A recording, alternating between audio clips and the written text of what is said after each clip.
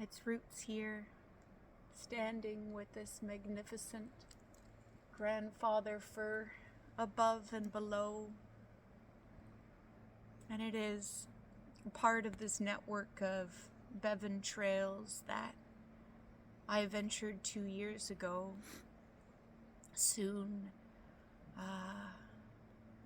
after my Buddha's death day. And now on his birthday, December the 14th, 2 years later, I am back here to share words that I was so privileged to share with him in his last hours, and to be able to travel back and see him through the glass of his window, still so strong and yet so frail in his just 95th year. Here's thinking to you.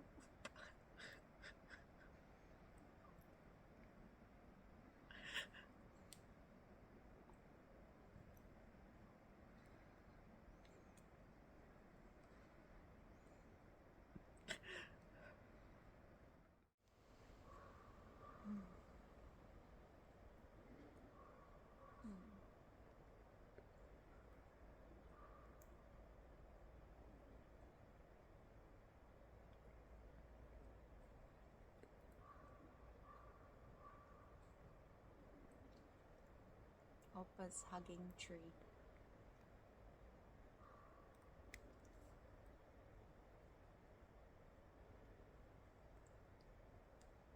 I find love in every nature, in bird song, the kindness of strangers, generous friends, and accepting family. Adventuring in this abundant gift, I quest to reciprocate its giving hope, to break down fear's stubborn barriers, the ones that threaten our ability to stay in touch. During this socially distanced pandemic, I too am missing human contact, seeing wide smiles and hugging especially. I feel humanity's patience shrinking, and my own need to feel heard and loved, lost in this global unrooting. And I know I'm not alone. So to restore this connection between the seen and the unseen, the virtual and the natural worlds, I must navigate their invisible threads of relationship, listen to restore connection to our elders.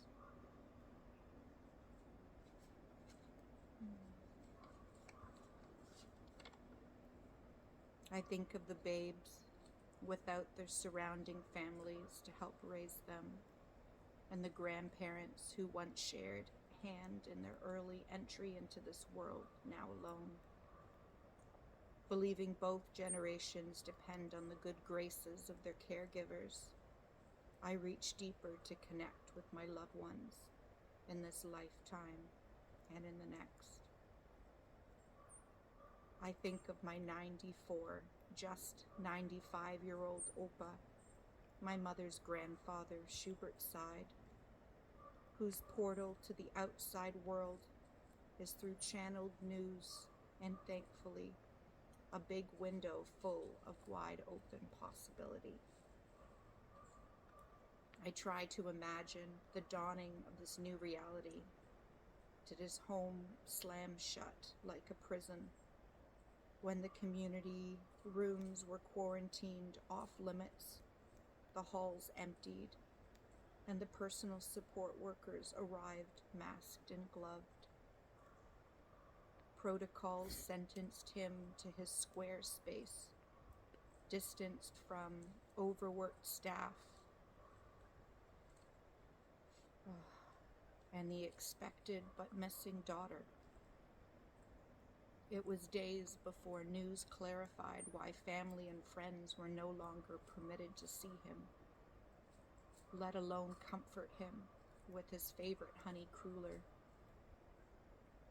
I still see daylight streaming into my Oppa's modest-sized room of his assisted living facility like it was yesterday, his head bowing to the south-facing light, his eyes slowly recognizing who is gently whispering him aware. Oppa. My reappearance from the woods of Western Canada, curving comfort on his wrinkled face. I'd often enter in silence to find him dreaming, wondering where he's journeying. Together in this held space, I'd reflect on my nomadic blessings and their stories. I'd share them with his woke self, in person and afar. I'm grateful for the invisible waves that channeled opportunity to share part of my journey, of my backpacking loop around South Island, New Zealand, and my safe landing back on BC soil after Trudeau summoned Canadians back home. It was on the onset of Corona's wake that called me out of the wilderness and into the generous homestead of my van fam, as I call them. They sheltered me during quarantine, while parks were off limits, and my future plans for connections dissolved into the unknown. From this concrete refuge, I forged passage back to my Oppa's casa, rerouting our relationship like never before. Nature is everywhere, forever regrounding the sidewalk grays I walked locally amidst the rewilding of our new world. The muddy banks of the Fraser offered me a portal through the isolated sufferings, so I could travel beyond my physical state and reconnect with my family tree. When I observed how a local brace of mallards parented their ducklings daily, I thought of those that raised me. How enthusiastically I spoke about the surrounding shorebirds with my Oppa 5,000 kilometers away. 4 bars of service had been a rarity for me until then, and my grandpa learned to navigate his bedside telephone so we could talk regularly. Sometimes I'd record his whys in my journal. Everything is telephone, he'd say. You can reach everyone by pushing a button. You can communicate all in one lifetime. I can imagine my grin was wide to his words then and still. Our truest ally wasn't the telephone, though. It was our curiosity to wander each other's paths that compassed our truest kinship, revealing our heart-forward nature. For rooted just outside my Oppa's window was a tree, a real eye-catcher to our wakeful world. Its curtained frame a portal through space, drawing our provinces and generations together. I pictured him looking out from his recliner to his tree, awaiting its flowers. Yellow, as big as your hand, like from a Japanese garden, he'd tell me. I could almost smell its vibrancy from the salty shores of my coastal sightline. I shared my wishes to identify the sacred connector tree of ours, Oppa's hugging tree, we named it. To this distinguished genus, I felt his heart still smiling. Was that mine? Our mother's life-giving offering, a heartwork to forever language our love. I'd entrust to him the secrets of this ancient earth nurturer, mapper of the seen and the unseen. As I hug this magnificent mother cedar Opa, her roots from here journey the world wide web and the wood wide web to weave mycorrhizal relationship with your hugging tree. Embracing Douglas fir, western hemlock, big leaf maple, and alder in turn, I'd ask my grandpa how many hugs he'd like me to send east. To this he'd exclaim, 100, like a wild child willing to experience life all over again. We found common ground through our earthly alliance and stewardship. We shared through our desire to live cooperatively with the land, our understanding of permaculture. We listened and story told as humans honoring humus.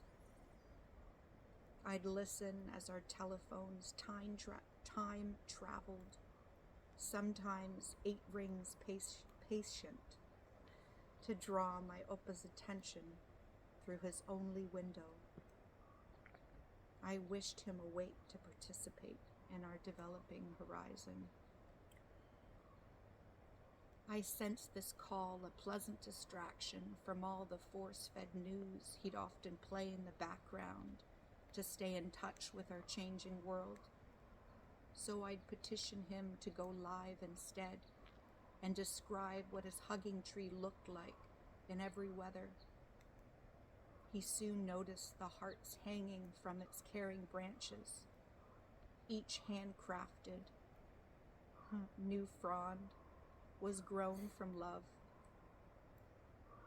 I first imagined this crafted blessing appearing slowly as pirouetting dancers through his petri glass window.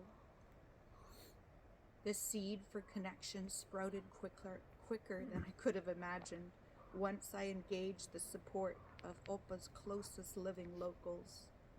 My mother was charmed by the idea from the start to fill this tree with our adoration that he could see. So his hugging tree bud 3 hearts on its transformation day, and 10 within the week. My family's excitement to exercise their love blossomed over the upcoming days.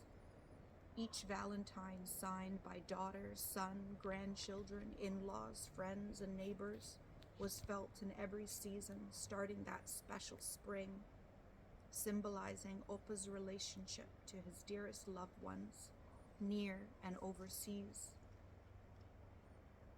My Opa was the kind whose charismatic charm lights up his neighborhood, the long-term facility workers and residents alike.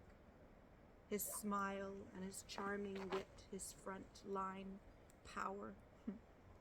Speaking his strengths aloud, we unearthed how to practice resiliency from our closed communities. I asked him how he could give to support those risking their lives to save ours.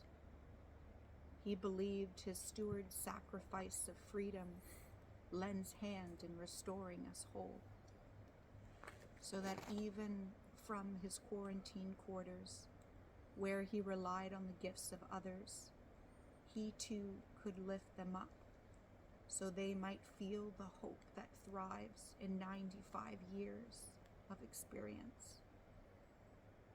I distinctly remember one magnificent morning, Pacific Standard Time, when my curiosity craved to hear his secret to a long life. I like living. I like life, sung Opa's enduring spirit and blessing of divine truth, so accessible to us all. Hearing his wise will forever kindle my deepest respect for my Opa, my Buddha. His fountain of knowledge offers a universal cure in this ever-changing world and reminds us of the infinite source from which we drink. At a time when our loved ones are at least 6 feet apart, where connection feels scarce and loneliness rampant, he names long life's most sustainable life partner, hope. This wisdom stays with me ever as we're moved this life apart. So even as I am alone, I am whole as part of our infinite partnership. This is my anchor in the eye of the storm. So when I reflect on 2020, I'll name this the year of Opa's hugging tree for my cross-country family and yours. I'll hold here a full season of discovery, and through the humble rooting of our Earth Mother and the Wild Child Children's creative connectors. Every reflection, natural and digital, calls us to assume responsibility inside and out. And even when time seems still and stagnant, by listening to others and letting heart-forward curiosity lead, we are capable of connecting with the love we wish to live beyond our borders. Patient in our natural presence, there's hope for our families to thrive here and in the rewilding cycles to